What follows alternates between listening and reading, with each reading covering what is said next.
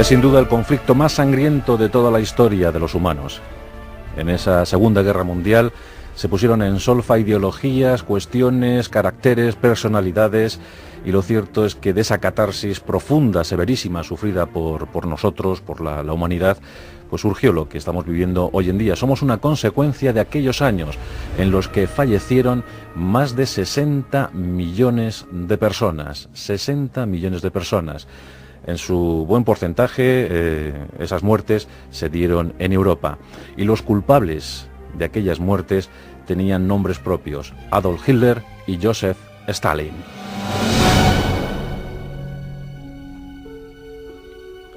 Realmente el causante de la guerra, a nadie escapa que fue Adolf Hitler, el jefe de los nacionalsocialistas, un hombre atormentado desde su mismísima infancia, y es que albergaba una secretísima duda. Como sabéis, Hitler nació en Brennau, en una localidad austríaca, el 20 de abril de 1889. Desde bien pequeñito quiso ser artista, asunto que entraba en clara contradicción con los intereses paternos. Su padre le maltrataba constantemente, le sometía a crueles castigos, decía que su hijo era ciertamente un inútil. Por eso Adolf Hitler se abrazó a su madre Clara, la quería con absoluta locura. Solo en ella encontraba sosiego, solo en ella encontraba el cariño deseado. Mantuvo una foto de su madre hasta en el último momento. Se dice que cuando entraron los soviéticos en el búnker de Berlín, aquel 30 de abril, 1 de mayo de 1945, una de las cosas que se encontraron en primer lugar en el despacho privado de Adolfo Hitler fue una foto de Clara, su madre. La tuvo hasta el final. Pero, como os digo, Hitler tenía una intuición, y esta era que provenía de descendencia hebrea. Él que tanto odió a los judíos, él que mandó a la cremación, él que incineró a 6 millones de seres humanos, a 5.978.000 judíos, él siempre sospechó que tenía sangre judía, que el esencial líquido que corría por sus venas tenía origen en los judíos. ¿Y esto por qué? Es muy curioso, es una historia tremendamente curiosa. Su abuela servía en casa de unos grandes señores hebreos, unos señores judíos. Su abuela quedó embarazada, pero nunca quiso decir quién era el padre.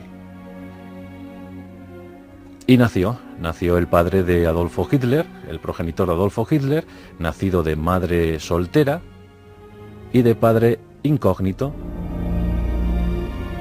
La morfología de Hitler era también muy peculiar, no era de la raza aria, eso es evidente. Y él creía que incluso su nariz daba a entender ese origen judío, y siempre pensó que su abuela había tenido algo que ver con alguno de aquellos judíos a los que servía, y que por eso nunca quiso revelar el auténtico padre. El abuelo paterno de Hitler bien pudo ser judío. Son curiosidades y paradojas de la historia.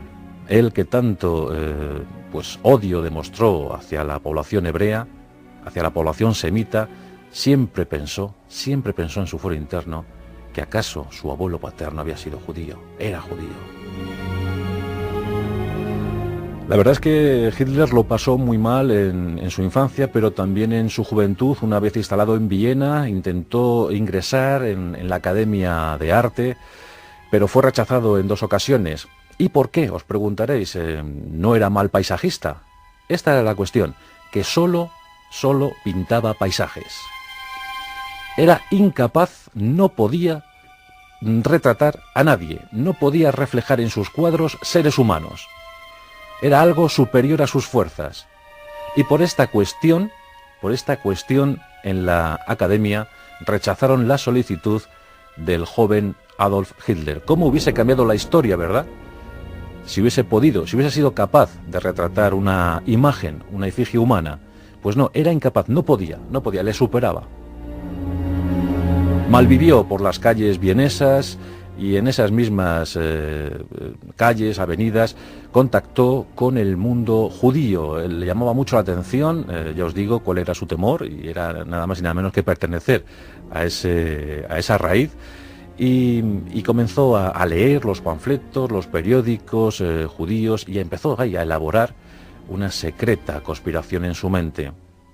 Cuando llegó la liberación para Adolf Hitler, que ya se pensaba o se creía inútil, ya creía que su padre tenía razón, pues con el estallido de la Primera Guerra Mundial. Ahí es donde realmente Hitler encontró su momento de auge, su momento de expansión. En la guerra se sintió feliz. Hay un dato espectacular, estremecedor. La mortandad en las trincheras era terrible. La vida de un soldado no superaba una expectativa de 6 meses. Sin embargo, Adolf Hitler, que sirvió como enlace, como mensajero, de cualquier forma, de cualquier situación, de cualquier oficio, pues Adolf Hitler participó en más de 50 batallas. Su regimiento fue deshecho una y otra vez. Y es más, esa unidad militar alemana tenía un altísimo porcentaje de bajas, tanto que llegaron a pensar que estaba maldita. Bien, pues uno de los pocos supervivientes fue Adolf Hitler. Sobrevivió una y otra vez. Eso le hizo pensar que había sido elegido por la divinidad, que realmente su misión tenía o iba a tener trascendencia.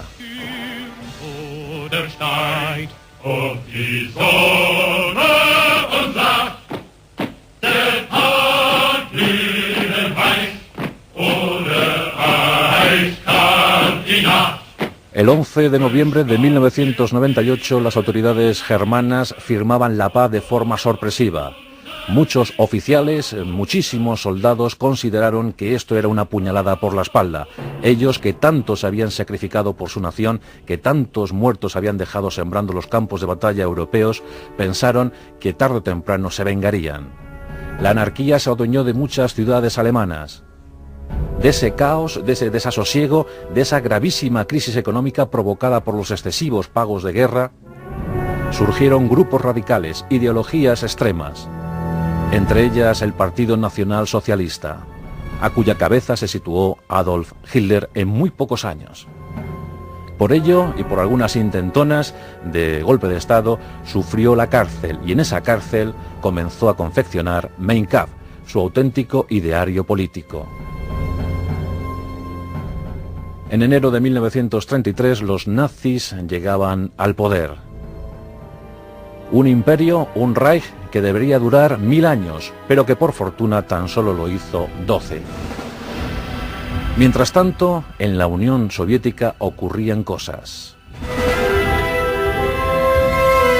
Joseph Stalin, instalado en el poder desde el fallecimiento de Lenin, comenzaba a intuir que todos le perseguían, que todos querían vengarse de él, que algunos presentaban siempre signos de conjura, de sedición.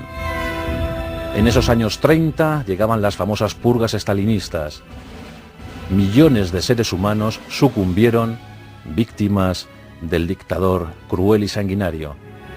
Se comenta que si Adolf Hitler llevó la tumba por su mano a más de 10 millones de seres humanos, entre judíos y sometidos, al margen quedaron, claro está, los fallecidos en combate, las víctimas civiles de los bombardeos, pues se calcula que 10 millones de seres humanos murieron por culpa, por mano directa de Adolf Hitler. Bien, pues en el caso de Stalin esta cifra se dobló, solo en el transcurso de estos años.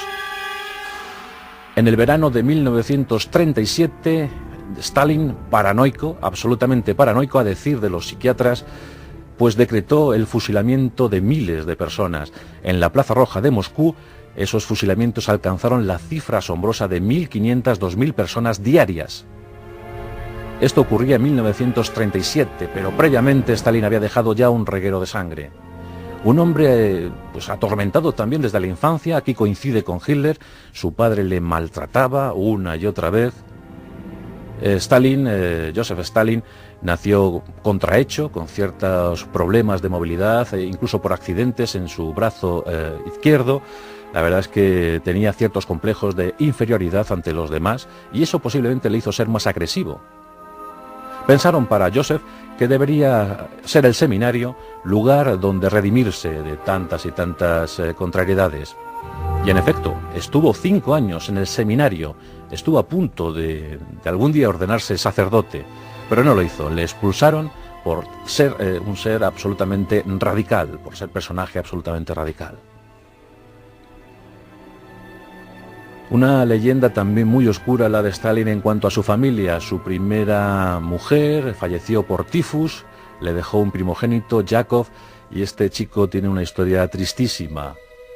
Yakov con el tiempo se alistaría en las filas del Ejército Rojo, participó en la batalla decisiva de Stalingrado, y ya sabéis que en esa batalla Stalin y Hitler batieron no solamente sus armas, sus ejércitos, sino también sus personalidades. La ciudad, que llevaba nombre del dictador soviético, recibió una orden tajante. Aquellos ejércitos que iban a envolver Stalingrado no deberían retroceder o entregarse al enemigo jamás. El que se dejase capturar o el que huyese ante las balas alemanas sería considerado traidor y por tanto moriría fusilado. Yakov pertenecía a las unidades soviéticas que atacaban Stalingrado, pero tuvo el infortunio de caer prisionero de los alemanes. Estos, una vez conocedores de quién tenían, del cautivo tan ilustre que tenían en sus manos, no decidieron otra cosa sino intentar un canje.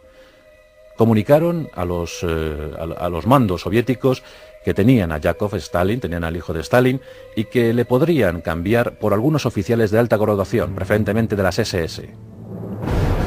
La noticia fue comunicada de inmediato a Stalin y este dijo, sin inmutarse: no tengo ningún hijo que se llame Yakov. Consideró a su hijo traidor a la patria, por el simple hecho de haber sido capturado por el enemigo. Stalin fue un hombre durísimo, durísimo. Su segunda esposa, Nadia, también sufrió su inclemencia. Nadia le dio 2 hijos, un chico y una chica, pero siempre fue sometida a constantes vejaciones, insultos, vilipendios. La cosa alcanzó el punto culminante en 1932, cuando ella, en una fiesta del Partido Comunista, pues comenzó, como siempre, a ser menospreciada en público por parte de Stalin. Al fin, Stalin cogió un cenicero colmado de colillas y ceniza y se lo arrojó a la cara a su esposa. La vergüenza para Nadia fue total, y después de soltarle algún improperio, y muy bien hecho, se retiró, regresó a casa. Al día siguiente apareció muerta. Dicen que se pegó un tiro en el corazón. Lo cierto es que Nadia, al margen si se suicidó por su mano o la suicidaron, había dejado una carta escrita en la que denunciaba todos los avasallamientos de su marido. Había admirado a Stalin como gobernante, pero como hombre le despreciaba. También hay un capítulo oscuro en la vida de Hitler. Aquí vamos contrastando, ¿no?, biografías. La primera novia de Hitler también apareció muerta en extrañas circunstancias en su apartamento, justo antes de iniciar su relación con una modelo alemana que representaba a la perfección el perfil de la raza aria. La modelo se llamaba Eva Braun, una mujer que también fue despreciada constantemente. Eva Braun también admiraba al personaje. Ella se sabía al lado, o al menos lo dejó escrito en sus memorias, se sabía al lado del hombre más importante del mundo, así le denominaba, pero que la tenía abandonada a su suerte, que ni siquiera salían públicamente, ni siquiera había paseos para disfrutar de una primavera o de un otoño. Era una mujer melancólica que, a decir de sus biógrafos, intentó al menos suicidarse en 2 ocasiones. En una de estas oportunidades, Hitler interpeló al doctor que trataba a Eva Braun y le dijo si era realmente un intento de suicidio o era una treta de ella para hacerse merecedora de mejor trato. Cuando el médico le dijo que no, que había sido un intento real de suicidio, Hitler enmudeció y no comentó nada más.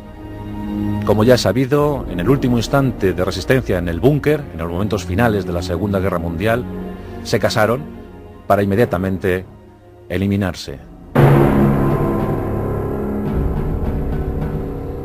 Son vidas tremendas, en un momento dificilísimo para la historia no solo de Europa, sino del mundo, pero con casos extremos en uno y en otro perfil, en una y en otra biografía. Curiosamente, Hitler consideraba que el más loco en aquel cuadro de gobernantes de la Segunda Guerra Mundial no era Stalin, sino Churchill. Winston Churchill decía a sus allegados que jamás haya visto a un estratega tan imbécil, que todo el que conociera a Churchill debería pensar de inmediato que era un loco y que estaba llevando a su país a la ruina, a la absoluta ruina.